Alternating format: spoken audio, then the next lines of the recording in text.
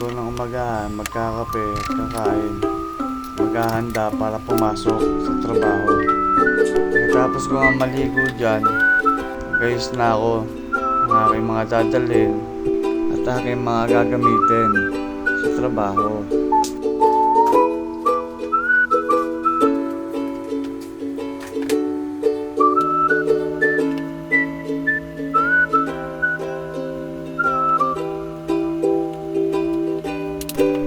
Tapos mga magsuot ang medyas ay inayos ko na ang aking binalutan. Pagkatapos ko ang ayos ang binalutan, inayos ko na rin ang aking sarili. At bago nga ako umalis ay nagpe-pray muna ako at nagsasanod ako.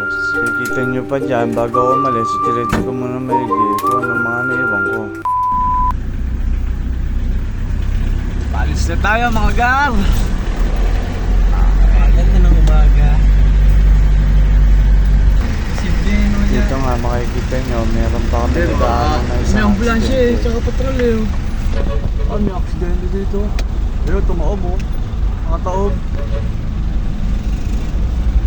Ingat, ingat mga gar. May lang yata ito oh. Nakataob pa oh. Aganan. Alala nga Tingnan mo, pala, six-wheeler, hindi po nakataob. tayo mag-iingat sa ating biyahe at sa ating mga pupuntahan.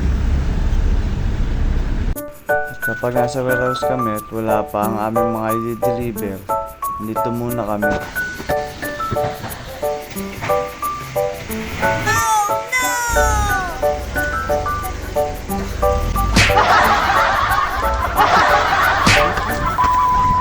Kaya nga pala ang makasama namin na tracker.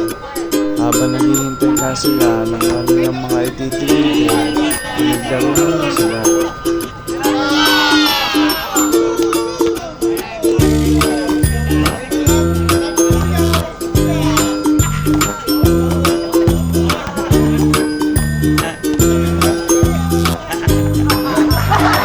Siya nga pala si Tutoy, siya ang makasama ko ngayong biyahe. Kasi nga, fast forward tayo dito, nakauwi na kami. Uwi na kami!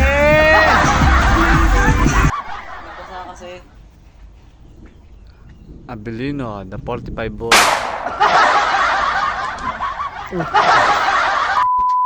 Ganito naman ang senaryo sa tuwing ako uuwi ng aming bahay. Dahil mainit nga, binuksan ko na ngayon ang electric fan. Siyempre, bababa ko na rin yung ibang mga gamit ko.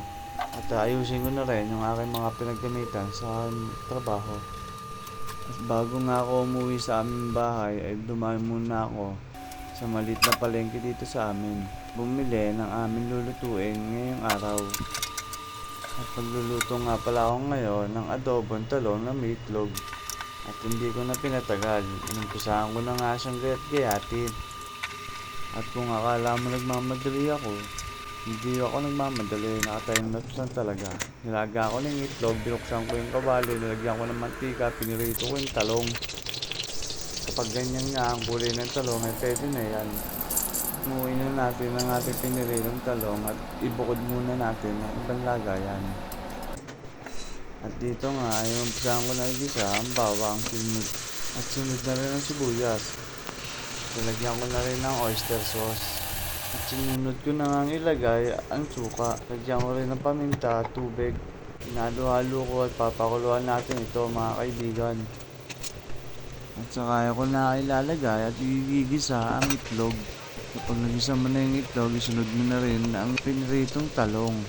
Okay na siya. Ayan na siya nung naluto. Ang sarap mga kaibigan. Mapaparami ako ng kain na to.